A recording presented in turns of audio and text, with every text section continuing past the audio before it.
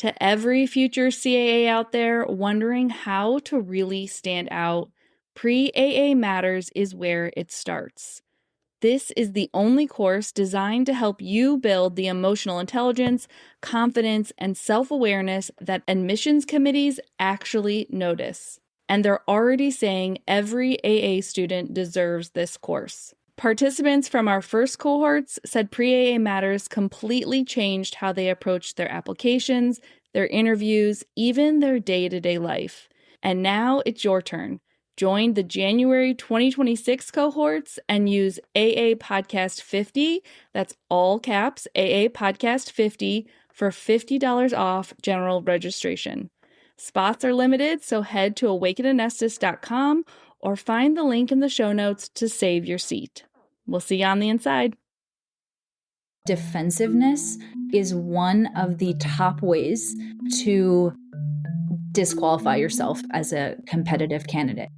Defensiveness is going to cause so much trouble in your anesthesia training as well. If you're defensive, you're not being teachable.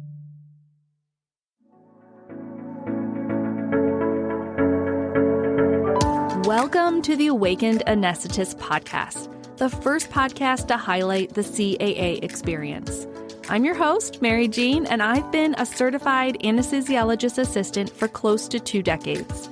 Throughout my journey and struggles, I've searched for guidance that includes my unique perspective as a CAA. At one of my lowest points, I decided to turn my passion for storytelling and my belief that the CAA profession is uniquely able to create a life by design into a podcast. If you are a practicing CAA, current AA student, or someone who hopes to be one, I encourage you to stick around and experience the power of being in a community filled with voices who sound like yours, sharing experiences you never believed possible. I know you will find yourself here at the Awakened Anesthetist podcast. Welcome in. Welcome, everyone, to Awakened Anesthetist podcast, and welcome to our Understanding the CAA Profession. This is a little series on the podcast where I take a deep dive into some of the mysteries, some of the big questions behind this profession. So I'll link in the show notes some of the previous episodes, things like how much does a CAA make? What exactly is a CAA? There's also one called What a CAA is Not.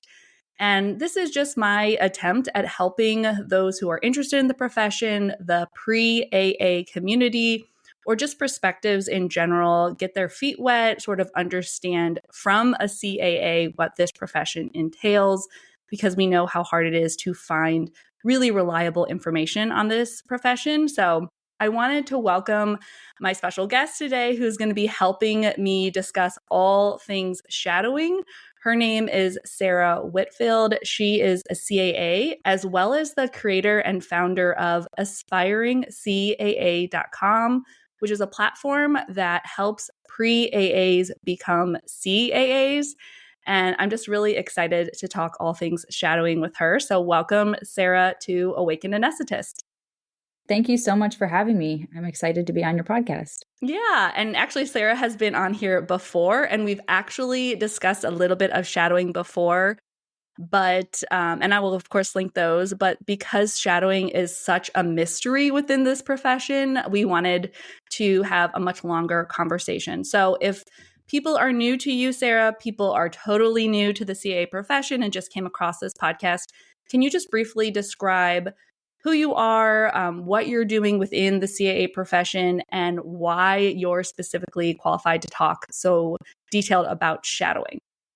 Absolutely. So I'm Sarah Whitfield. I am a practicing certified anesthesiologist assistant, and I have been for about 8 years now. And I am the founder of AspiringCAA.com. And that means that I've interacted with a lot of pre-CAAs who are trying to get accepted to CAA school. And a big part of that process is getting shadowing opportunities. So I have helped coach lots of people through that process on a step-by-step level, because it's easy to just give generic advice like find shadowing, but what are the actual steps that you have to go through to do that? And then on another level too, I have admissions committee experience. I was on an admissions committee for an AA program for 5 years. So I've actually seen how that shadowing translates to an application. I've looked at the number of hours that people have shadowing. I've looked at the descriptions that they've written to describe those experiences. I've read thousands of personal statements that articulate how and why that shadowing was impactful or meaningful to that person. So between the admissions committee experience and the coaching experience, I have a unique perspective to really dive into the ins and outs of shadowing. Okay, so prospectives who are listening or people who want to get into this profession likely know that shadowing is a requirement on the CAAs application to get into each and every AA program. Can you give us a little background on why shadowing is important, why it's asked, and what the student should be using the shadow experience for? So I certainly remember my first time shadowing. I ended up shadowing at 2 different hospitals before I applied, which was great because then I got to see a couple different settings in a couple different hospitals, because each hospital does do things a little bit differently. And it is nice to see that. So at this point, that is 10 plus years ago, but shadowing is still a requirement today for people who want to get accepted to CAA school. And the reason it is required is because programs want students who really know what they're getting into. They want students who are excited to be there and who are going to stay. Right? Programs don't want somebody who's going to show up, realize, oh, wait, I didn't really realize what I was signing up for, and then withdraw from the program. That's certainly what they don't want. So they want staying power. They want students who have a good grasp on what they're getting themselves into. And shadowing is really the foundational way to do that. Now, there are other ways as well to get familiar with the profession, but shadowing certainly is the one that's required, and it's foundational, and it's the one that allows you to actually see the responsibilities, see the workflow, see what is required of a CAA, and see both the pros and maybe the cons, just like there are with any job. Now, I have read lots and lots of applications, probably thousands of applications at this point. And so I've seen what it looks like for somebody to really understand and know about the profession. And when I'm trying to assess that from an admissions committee standpoint, I'm certainly looking at the shadowing hours. And something I do want to mention, it's not just about the absolute hours. I'm also looking for other ways throughout the application that this person is showing me that they know about this profession. So I'm looking at the personal statement. Do they even call the profession the right thing? Are they using the proper jargon? Have they actually been paying attention and learning while they were in their shadowing opportunity? So yes, shadowing is important. It is foundational. And it can still be true that you also need to go one step further in your application and show how that shadowing actually affected you, what you actually learned from that shadowing experience. So we start with shadowing, and then we move into that process of showing how shadowing actually made an impact on you. And that's where we're really making sure that you're intentionally doing that in your application. That's where that kind of comes into play. And I think that's where I am uniquely qualified to offer some perspective on that, since I have, like I mentioned, read many, many applications, and I've had people shadow me in the OR. And like I mentioned, 10 plus years ago, I was the one shadowing in the OR. So I kind of can come at it from all the different perspectives. So from a prospective student, from somebody who has had shadowers in the OR, and from somebody who has actually looked at applications at a very large volume to really see and understand how that shadowing shines through on the application. So leading up to this episode, you polled your audience and gave me a list of all the most frequently asked questions I've asked my audience on Instagram and in my email community. I also specifically reached out to the Pre-AA Network, which is a new-ish network on Instagram. It's at Pre-AA Network, as well as the Pre-CAA Non-Traditional Student Association, which is also on Instagram and their website. And they are at nt.precaa. And they sent me a whole batch of questions. And so let's start off with a rapid fire round. And we're going to do it as rapidly as possible, knowing that I'm a yapper. And we will then follow up with some much more in-depth answers. So, okay. Are we ready for the rapid fire, Miss Sarah? Let's do it. Okay, here we go. There's about 10-ish. All right. Which types of providers can a pre-AA shadow for the hours to count? They can shadow an anesthesiologist, a CAA, or a CRNA. How many shadowing hours is enough? The minimum that the school requires. How many shadowing hours is overkill? More than 50. Should you have your mom DM a CAA on LinkedIn or Instagram with a shadowing request? Absolutely not. If offered to sit during my shadowing experience, like sit in a chair, should I sit down? Definitely. Is the shadowing requirement waived if I have experience as an anesthesia tech or some other in the operating room position? Not at most schools. Are people grading me or assessing me when I shadow? Absolutely. Should I send a thank you follow-up? For sure. What do I wear to show up as a shadow? Probably scrubs. Should I introduce myself to people in the OR or wait until the person I'm shadowing does it? Get clarity beforehand with your preceptor. Love it. Okay, those were so rapid. Great job. It was hard. It was so hard for me to be rapid. I had more to say about all of them. Yes, I know. I knew that was going to happen. But okay, let's dive into some of the longer questions. Again, these were submitted by our mutual communities and the Pre-AA Network and the Non-Traditional Student Association of Pre-AAs. Okay, the number one most asked question, and we're just going to start out with it because it lays the groundwork, is how can I get shadowing hours?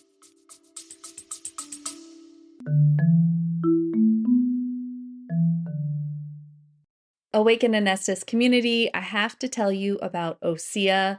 They're this family-owned skincare company out of Malibu that makes clean, seaweed-based skincare.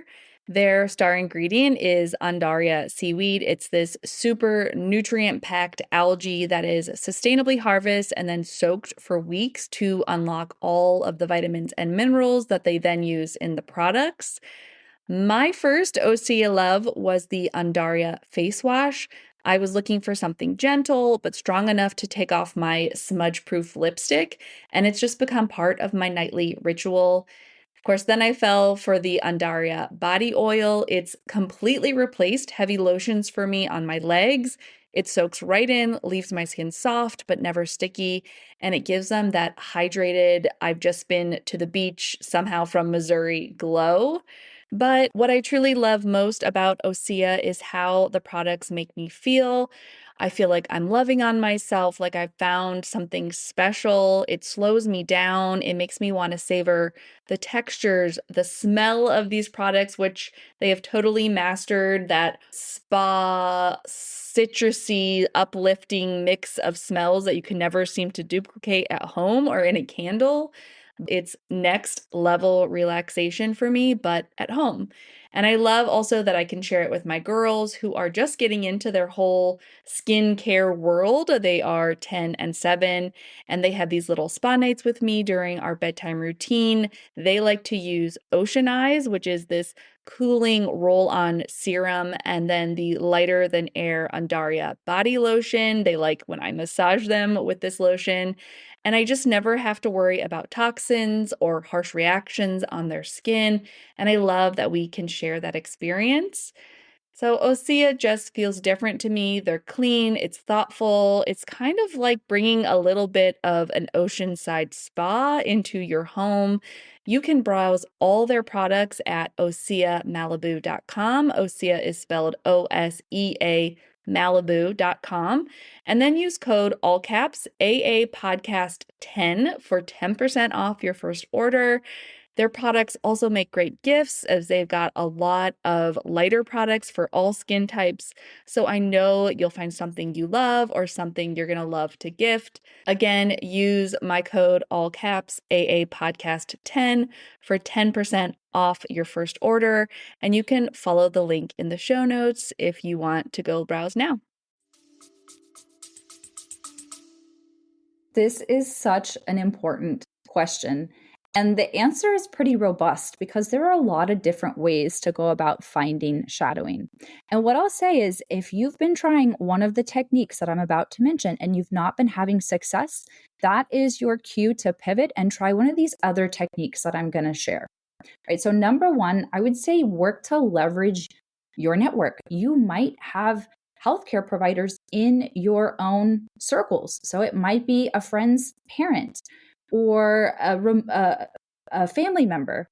So start asking around. And it doesn't just have to be a CAA. You can start trying to get in touch with anyone who has ties to the operating room.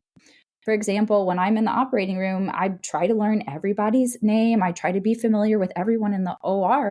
So if you can network with somebody or find somebody in your own circle who has ties to the OR, like a circulating nurse or a scrub tech or even a surgeon, they could introduce you to an anesthesia provider. So think about your broader network. Don't just ask yourself, well, do I know any CAAs?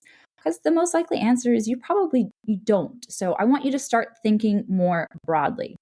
The other thing I want you to start thinking about when it comes to leveraging your network is reach out to upperclassmen who are also pursuing anesthesia or who are also pursuing the healthcare field. They likely have already gone through the shadowing process and might have contacts that they would be willing to share with you. So that's a very, very powerful tip to reach out to upperclassmen at your university.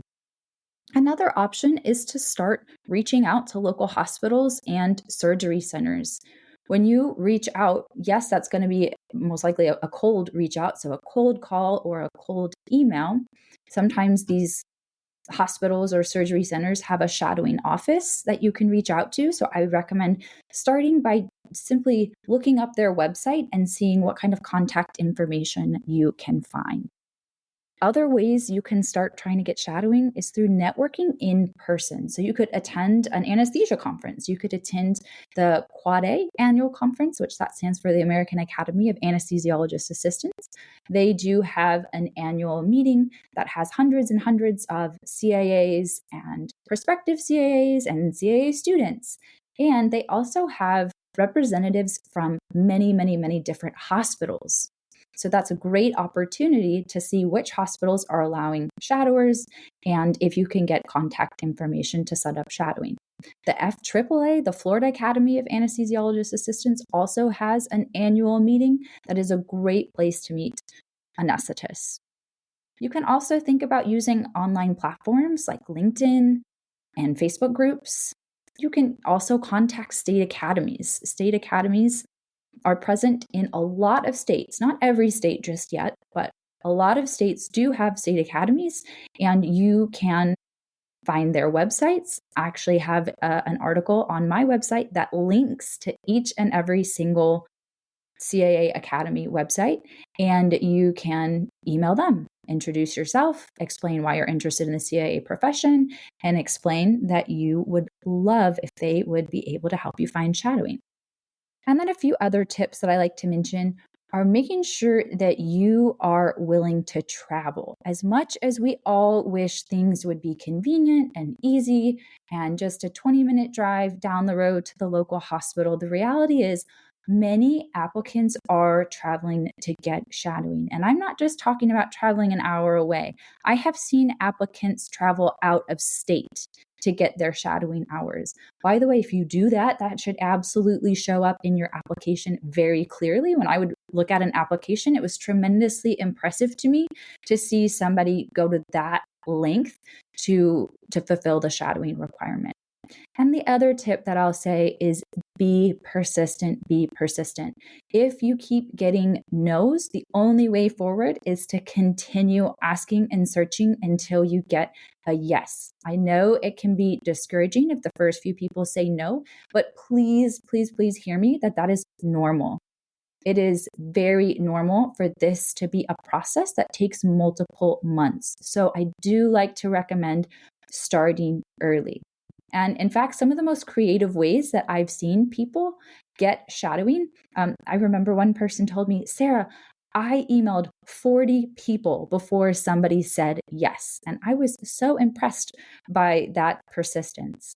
Somebody else told me that they had a extended family member who was getting a procedure at the hospital, and this pre-CAA asked if they could attend in the pre-op area with their family member, and they ended up introducing themselves to the anesthesiologist and asking if they could schedule a time to shadow, and the anesthesiologist said yes. So that's definitely one of the most creative ways that I've seen somebody find shadowing. But hopefully what you're taking away from this is that there's a lot of different ways to try. And so get creative and see if you can find a way that maybe you haven't thought of.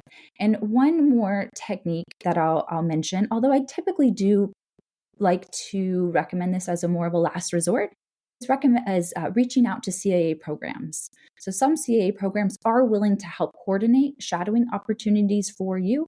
The reason I typically say as a last resort is just because they can get overwhelmed with volume, and it's great if you can achieve this requirement on your own without needing the program to help you. I have follow-up questions. I'm going to be the person who's listening that's like, wait, let's backtrack. First, I wanted to say, just as like an overall message that I hear you saying, is that this is a long game. This is not like a couple questions, a couple emails, and you're there. It may happen like that, especially if you have an anesthesia provider in your inner circle, but plan on it not happening like that. And I love that you highlighted the idea that, let's say you don't have an anesthesia professional in your inner circle, an anesthesiologist, a CRNA, or a CAA, but maybe you have a surgeon or your cousin's a scrub tech. You could shadow your cousin, the scrub tech, set that as the groundwork. While you're there, have your cousin introduce you to some anesthesia people, and then start building that relationship. And we're talking, this is going to take probably months or a year. So if you are a pre-AA, you want to start thinking about this. How early, how far out should we start looking at shadowing if we're pre-AA? I would say as soon as you realize you're a pre-CAA. Okay. It really is not too early to start. It's not like these hours expire. So even if you're a freshman and this is something you're thinking about, I encourage you to go ahead and start getting the shadowing hours, not only because it can take a while to find shadowing successfully, but also because shadowing is a technique that you're going to use to confirm if it's the right profession for you. Mm-hmm. And while I love being a CAA, I think it's one of the best professions out there. At the same time, it is not for everybody. Mm-hmm. So if you're considering it early on, like as a freshman, go ahead and get that shadowing opportunity, and it will either confirm that this is what you want to do, and it will give you motivation to chase after it as hard as you can, or it's going to show you maybe this isn't the right profession for me, but now I have time to pivot and pick something else. So I think there are really multiple reasons why it's great to start getting shadowing as soon as you realize that you're interested in anesthesia. I wanted to offer one case study, like one example, and I know she won't mind me sharing. It's one of my CAA Matters, Pre-AA Matters interns named Adri. She lives in Idaho, but her mom had a church friend who was an anesthesiologist who practiced in California. And if anyone is knowing somewhat about the CAA profession, you would probably know that CAAs are not in either of those states, neither Idaho nor California. So she went through the hoops basically to hook up with this anesthesiologist, like, have her mom hook up, make the connection. Then the California hospital's protocol was that she had to be a volunteer at this California hospital before they'd even consider her as a shadow. So she had to go through all the volunteering setup and classes. And this meant she was flying from Idaho to California, a lot. And then finally, this resulted in enough volunteer hours that she could then apply to be a shadow. And then she shadowed this anesthesiologist, I think for maybe 3 days in a row. So she lived with her parents for 3 days, shadowed as many hours as she could those 3 days, and had an incredible experience. But the whole process took months and her own money and her traveling. And just, I was so impressed by her. I'm impressed by her for many reasons, but the fact that that is the lengths you have to go to can be discouraging, but also it is possible. And if you put that much effort into it, what I'm hearing you say as a former admissions committee member, that you will then put that in your application and it makes you stand out. It makes you look so committed. Is that correct? Absolutely. I think that example sums it up beautifully, that it's not always going to be easy. But if you are committed to getting an acceptance, you're going to figure out a way to make it work. Love it. Okay. I am going to scroll through our questions because I knew this was going to happen where some of the questions would get answered in another question. But my brain lit up when you were saying, okay, you could reach out on social media, you could email people, or someone sent 40 emails. So let's dive in a little bit into what you're actually saying. We've already covered, you do not ever have your mom reach out to a CAA or anyone in healthcare and say, how can my Susie Q or PD Joe be a CAA shadow? So what do you do? What do you say? And which social media outlet maybe is the best? Is it email? Is it LinkedIn? Let's hear your thoughts. I tend to like LinkedIn and email. I think those get the most traction and they feel a little bit more professional than, say, Facebook. I think it's really important in terms of what you include in the message when you reach out. So first, it always needs to start off with an introduction. And that would include your full name, your status. So when I say status, I mean explain that you are a pre-CAA student, you go to school at XYZ University, and you are a junior. So just kind of put some context around where you are, either as a student or as a non-traditional applicant. And in the introduction, also mention how you found them. I always appreciate when somebody is reaching out to me, they kind of explain some background, like, oh, my friend mentioned this, or I was intentionally looking on LinkedIn for CAAs and I came across your profile. So just kind of give them that background information. It makes it feel warmer. It makes it feel more intentional when you include how you found them. Then express genuine interest in the profession. So take a sentence or two. It doesn't have to be super long, but just briefly explain what is drawing you to the CAA profession. It's okay if you don't know everything about it yet, right? At this point, you probably haven't shadowed because you're trying to find shadowing. So don't let this part stress you out. It doesn't have to be something super deep, but just a sentence or two about what got you interested in exploring it further. And then come out and state very clearly that you are reaching out for a shadowing opportunity. You don't have to be shy about that. Just say politely, I would love to shadow you to further my understanding of the CAA profession. And then what I would say is share your availability. And above all, share that you are flexible. So you don't want to just share availability because that could be interpreted as a little bit demanding. But if you add that component of this is when I'm available, but I will work around your schedule. When you say it like that, it comes across as very professional and not assuming of the other person's time. So it's going to make it easier for them to say yes if you include your availability and include your flexibility. Then I would say it's nice if you acknowledge that you understand that there may be some red tape or some protocols around the shadowing experience. A lot of hospitals do have protocols. They have paperwork, or they might have training modules, or you might need a temporary badge. There's so many things that a hospital might require of you. You might have to show your immunization records. I actually had to do that when I shadowed 10 years ago. So it's really important to just acknowledge that and say, hey, I'm willing to do whatever it takes. It shows that you know that this might not be just an easy process, but you're going to be there to stick it out because you're committed. So that shows your commitment. And then I would say express gratitude and be polite. So just thank them for their consideration, even though they haven't responded yet. They're going to take the time to read your message. So a simple thank you so much for taking the time to read this, and thank you for your consideration.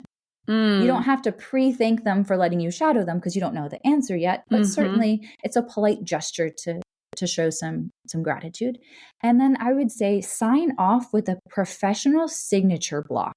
I think that really elevates your message. So your first and last name, and then you could include your contact information. So your email address, your cell phone number. And if you wanted, you could even include your city or your university just to give some context around who you are. It's kind of easier to remember. I think when you structure it that way and you include each of those items, it helps them feel like, oh, I kind of know why this person is reaching out to me. I know a little bit of background on them. I can tell they're serious. I can tell that they have a genuine interest in this profession, and the likelihood of them saying yes really does increase. And I want to elaborate a little bit on why I really discourage parents from reaching out. I personally have had multiple parents land in my inbox, and the reason why I discourage that is because it makes it seem like the student isn't the one driving the interest. It makes it seem like the parent is the one interested in their child becoming a CAA. And that's not what I want to see. That's not what the admissions committee wants to see. The admissions committee wants to see that the applicant is truly the one driven to become a CAA. So that's just a little bit more background information. Parents out there, if you're listening, I love that you are so invested in your child's success.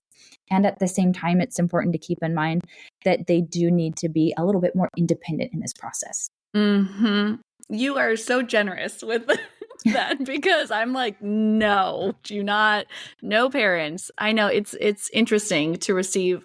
I get a lot of DMs from parents, which is just even less professional. I do too. And I will be honest, I have started, politely mentioning that. Say, I think it's going to be received really well if your student reached out, because it's going to really highlight their interest. You are the nicest person I know.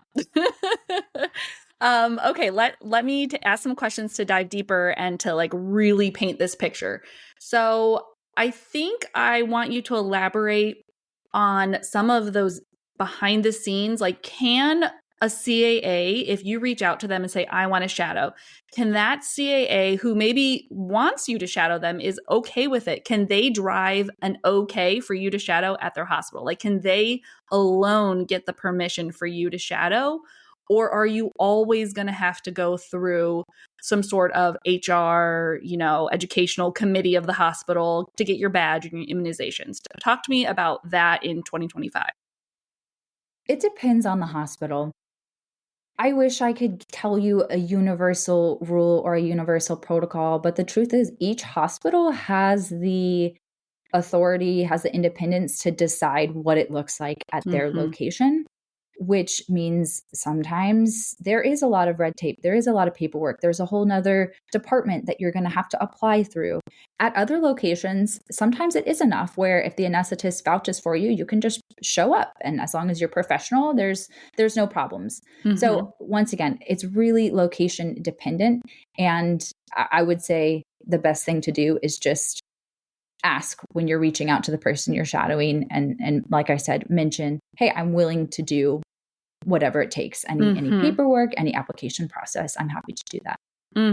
Yes. And thank you for explaining that, because I do think that's one of the hard parts about shadowing is that there are different protocols at every single hospital, and you, the prospective AA student, does not know that inner working. It's like calling the White House and being like, hey, can I come over? And, maybe if you knew the right person, they'd be like, come on in. But generally, there's probably going to be some sort of red tape now, I would say. Just in 2025, it's definitely been harder over the years to get just that walk-in experience to shadow. Oh yeah, I'm going to bring my son or daughter. That was definitely my experience 20 years ago.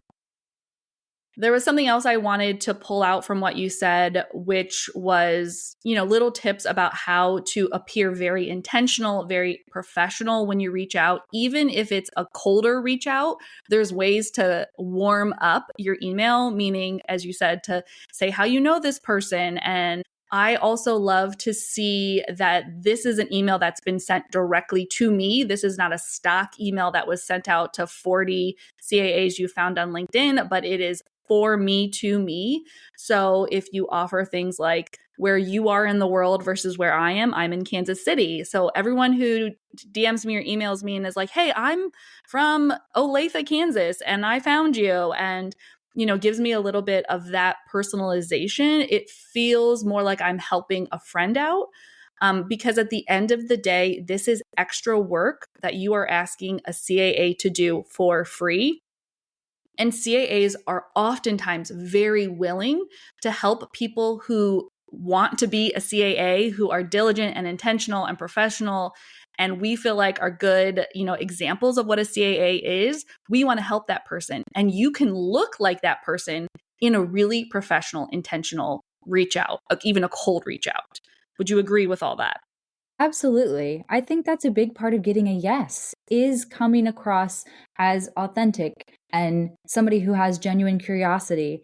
And when you present yourself that way, somebody gets excited to help you. Mm-hmm. Yes. And so absolutely, I agree with everything you just said. You are more likely to get a yes if it feels like a personalized message.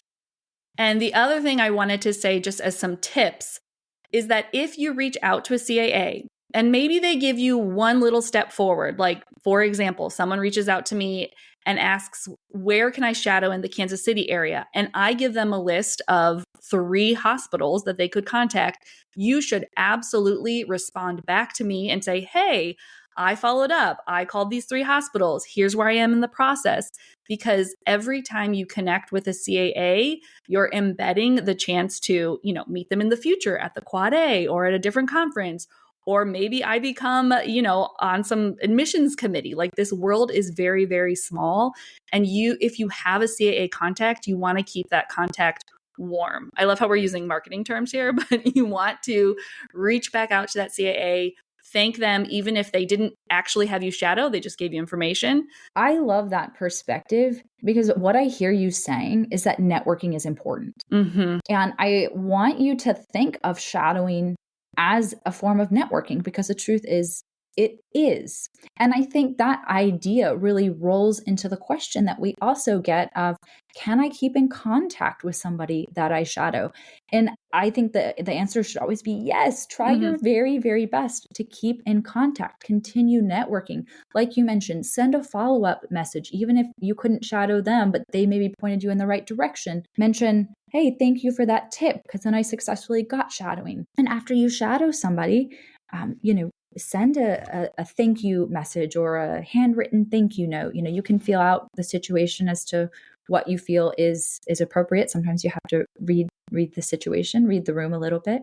But when you come back to this person that you shadowed, when you reach out to them again, it starts to build a relationship. And that's what networking is. It's not just, oh, we met that one time when I shadowed. It's repeated interaction. So give them updates about what your next step was, even if it doesn't have anything to do with shadowing, even if it's, hey, I just wanted to mention that shadowing really solidified my interest in this profession, and I've decided to pursue it. I've signed up to take OChem 1 and Physics 1. Tell them about your schedule. Yes. Tell them about the next steps that you're taking to make your dream of becoming a CAA a reality.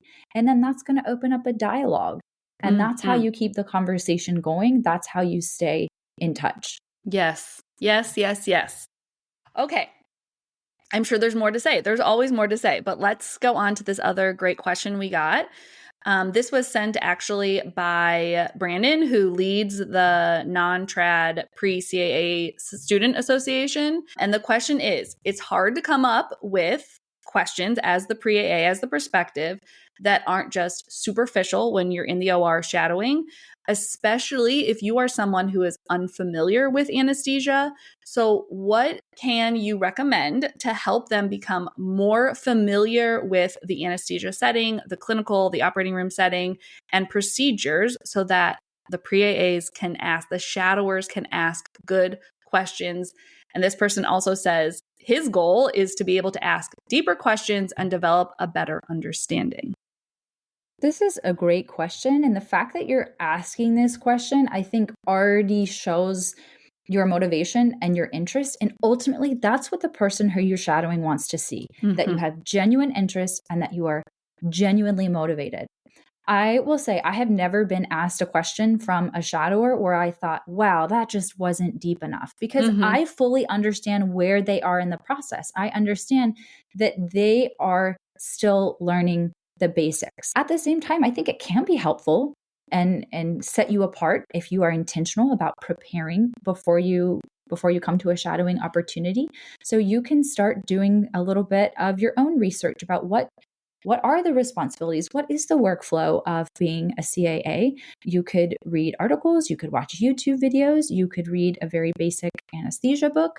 I'm not saying read a textbook. That's too much. That's too much to digest at this point, but just learn some basic terminology, learn some of the basic flow, like what does induction mean? What does maintenance mean? What does emergence mean? What are some of these tools that we use to manage the airway? What are some of the routine drugs that we use for almost each and every case? So if you start there, you're going to go to your shadowing opportunity and recognize some of these things, and then be able to ask questions based off what you already know, even if it's just a little bit. So I do want to take the pressure off a little bit, because kind of what I heard from that question was you felt a lot of pressure to ask just the right questions. And I want to reframe that a little bit, where when somebody comes to shadow me, I'm not over analyzing their questions. What I ultimately want to see is that there's genuine interest and they are doing their very best to engage with what is happening in front of them. So, those questions can be about the anesthetic itself, and you can take that opportunity too to just learn about the CAA's perspective about being a CAA. So that's a great time to ask about schedule or lifestyle questions. So there's a lot of different question types that you can ask, but like I said, take the pressure off yourself. Just try to think of it as, how can I show this person that I'm genuinely interested? Yeah. And what I hear you saying, and what is true for me as a shadowing preceptor, is that I'm impressed when you're genuine, you're interested, and you're curious. I don't so much care about the specific pharmacological question you're asking me. If you're like came up with some really quote unquote good question. But you are being assessed, but you're being assessed in this, like larger way. And also a couple things I wanted to throw in there. Since I have started doing Pre-AA Matters, which is a professionalism course for the Pre-AA community, I've been interacting much more with Pre-AAs, and there's a book going around within that community called Anesthesia Made Easy. I know you're nodding your head. I know you've heard of it. It was around when I was, way back when as well, but it's like less than 200 pages. It is super digestible. It is meant to be sort of a primer to your first step into an anesthesia rotation in medical school. And it is a very, very good, solid resource to read before your first day of shadowing. And then I also wanted to just say that so much of what Sarah's talking about and so much of what is perceived as a shadower by your preceptor is emotional intelligence and interpersonal communication skills. It doesn't really have much to do with your anesthesia knowledge. It matters, can you be a foot away from me and make conversation and not feel like stalled or not feel super awkward? Can you read the room, which is a phrase Sarah used and is a very common phrase in anesthesia? Like, can you feel that emotional temperature when it is appropriate to ask questions and when it is more appropriate for you to kind of drop back if there's something, more serious going on in the operating room or if it's a more intense moment? And I would love to hear your perspective, Sarah, on when is it appropriate to ask questions and when is it not? And how do I read the room? Like, how do I develop that emotional intelligence in an operating room if I've never been in an operating room? I love this question because I have such a powerful tip. When it comes to being an anesthesia provider, if I am standing up and actively doing tasks, that's not a good time to ask me a question. I might be very focused on putting in the endotracheal tube. I might be very focused on putting in the IV or putting in the arterial line. So that might be a high task load time for me. But once I get settled and if my patient is stable and you see me sit down, that is the perfect time to ask questions. So I want your rule of thumb to be if the person I'm shadowing is sitting down, that's probably a low task load time where they have the capacity to both monitor the patient and field some questions. And I will say it can't hurt just to clarify and say, hey, I prepared a few questions. Would now be a good time? That just shows so much emotional intelligence, situational awareness, just getting that clarity before you start peppering them with questions. Say it again in the back or for the back. Yes, I speak to this in Pre-AA Matters about how to set yourself up just from the moment you meet your preceptor, your shadowing preceptor, is to have a debrief. Say who you are, and there's varying levels of comfort. Have you met this person? Never, or maybe just emails. So introducing yourself appropriately, saying where you are in your journey, as well as your goals. I love to have my shadowing student give me their goals for the day. And your goal may be, I have never set foot in an operating room before. This is my very first time.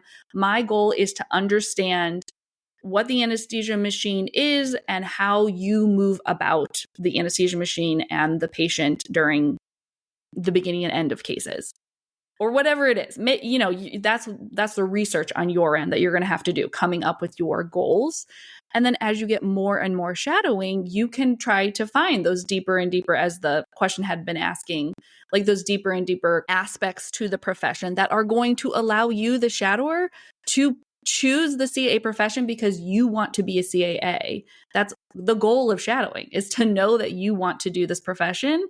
And that's what the admissions committee also wants to see from you, right? To see that your shadowing experience solidified your understanding that you want to be a CAA. Can you say any more about that and like using your shadowing experience on your application? Yes, I love what you just said. I kind of want to reiterate something you said about kind of having a briefing beforehand to list your goals. That shows so much initiative. And I love to see initiative in applicants. And the briefing or the planning beforehand that you mentioned, I actually do the exact same thing with my CAA students when I'm precepting them. In the morning, I say my expectations for the day, and I ask, especially if they're a second year student, what kind of goals do you have? What do you need to work on? Do you need more A lines? Do you need this case type or that case type? Do you want more opportunity to function independently? Do you want to work on charting? Right. So I think that if you can already show those things as a shadower, it's going to be a good indicator, a positive indicator that you are also going to be successful as a student. And then to address the second part of that question as to how does this start to show up on the application?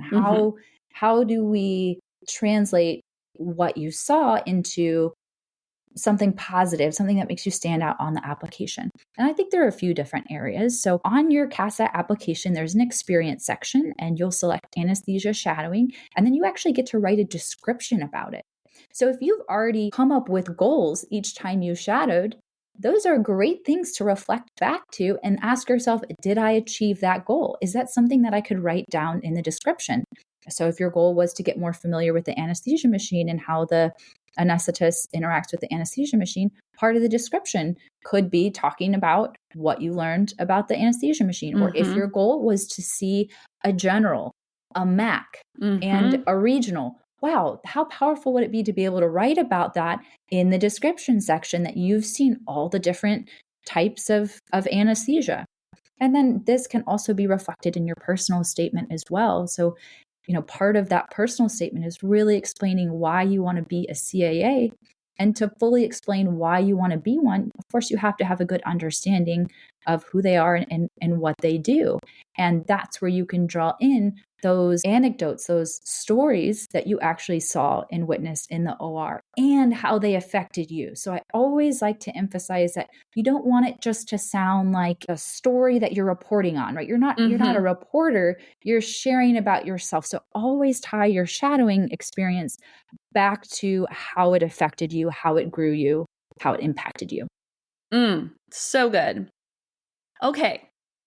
We have hit so many high points. I just want to review to make sure there's nothing left on that pocket of question. Miss Kendall Gregg on Instagram asked this question, and Sarah, you're uniquely capable of answering it. So let me ask you. She asked, what types of questions are important to ask during shadowing? And bonus, if it helps in your interviews as well. And we've kind of touched on some of this already, but I would love to that second part. What is maybe an interview question that a student would receive that would point back to their shadowing, where they would pull in their shadowing experience? So when it comes to interviews, applicants should anticipate potentially receiving technical questions, meaning questions that have to do with anesthesia itself. And that is the perfect time to bring in those experiences. So when it comes to being asked a technical question, the first thing I want you to hear is that it is not make or break if you know the content of the answer. Okay? But give us an example. Can you give us an example just so we're on the same page? Sure. So let's say you're in an interview and you're asked, could you explain to me the importance of pre-oxygenation prior to induction? So that might be a question that you would get. And that's a very basic level question. And if you've shadowed, that would be certainly something you have seen. And it would be great if you knew the answer. But what I want to get across is even if you don't know the answer in depth, just at least attempt to answer the question. So you could start off with, from what I saw with shadowing, I remember that they did put the mask over the patient's face every time, and I saw that they turned the oxygen up. Now, I don't remember them specifically mentioning it, but it would make sense to me, or I would think that it would be important for the patient to have a lot of oxygen in their lungs, because I know that there might be a period where they're not breathing before they put the breathing tube in. So, right, I explain that in very much not medical jargon. That's not how I would explain it if I were teaching in a classroom. That's not how I would converse with my students in the OR. But what I'm trying to show you is you can at least try to answer the question, even if it's not too super technical, right? There weren't a lot of technical words in there, but it showed me, hey, this person shadowed. They're clearly trying to recall what they observed. And so from my perspective as a admissions committee member, I think, well, I can teach them all the technical jargon. Yes. But what I can see is that they're interested, they were paying attention, they're they're good at observation, and those are all powerful things. And one more kind of comment while we're getting into this idea of interview, if you just get the answer flat out wrong, that's okay. I've seen so many people, I've accepted people, I've said yes to people, been excited to accept people who have gotten an answer wrong. But they were extremely teachable and showed curiosity when I corrected them and told them the right answer. And so I think that does tie back to shadowing, because we really want to see curiosity and genuine interest. So even if you get it wrong and you're corrected, just say something like, thank you so much for sharing that with me. I'm excited to go and read more about that. Oh my God. Thank you so much for sharing that with me. I'm excited to go home and read more about that. Just say exactly that if you get it wrong. If you get your interview question wrong. Also, when you're an AA student, let's talk about transferable skills. Everything we're talking about as a shadowing student will be a transferable skill to your experience as an SAA in terms of asking good questions, showing curiosity, how to show up with intention and perspective, even if you're totally new to an environment, which you will be constantly as an SAA. So all good things. If you can master this as a shadower, you are well on your way to success in AA school. Okay, I think that is going to wrap up our general set of questions. Sarah and I are going to stay on after this, and we're going to record some bonus material, which will be coming out in another couple weeks. And we're going to talk about what CAA preceptors want you, the shadower, to know before you come into the operating room. So we got so many questions about, of course, prepping and when can I ask appropriate questions and where should I stand and all of those sorts of things. And because they're all linked together and because it also takes a CAA perspective, Sarah and I are going to talk just like colleague to colleague about it. And so you can find that bonus content here in a couple weeks. Sarah, if pre-AAs want to work with you, follow up with you, they need future guidance from you, what is the best place to go to get in contact and to learn more? I invite you to connect with me right on my website. Head to aspiringcaa.com. You will find my offerings, so you'll see how you can get connected with me if you would like me to coach you through the process of applying to CAA school. And if you have a follow-up question about that coaching, you can press the contact tab on my website, and that'll send an email right to me. And if there is like one free resource that you want anyone who's listening to like go right now, what would that be on your website?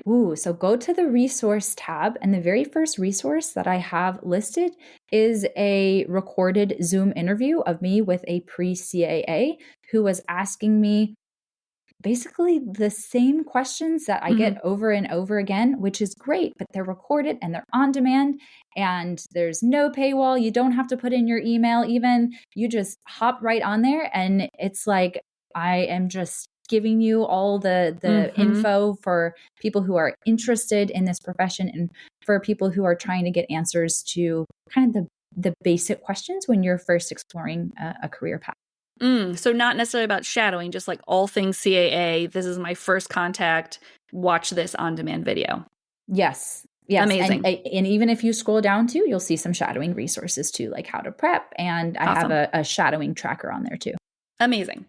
All right. Well, thank you so much. And I hope everyone feels much more resourced and prepared to shadow. We know it's kind of a wild world out there and it's really difficult. And we just encourage you, if you're really serious about the CAA profession, to just put the work, put the effort in. It will pay off. The profession is as amazing as it seems. And Sarah and I really encourage you to keep going. So we'll talk soon, folks.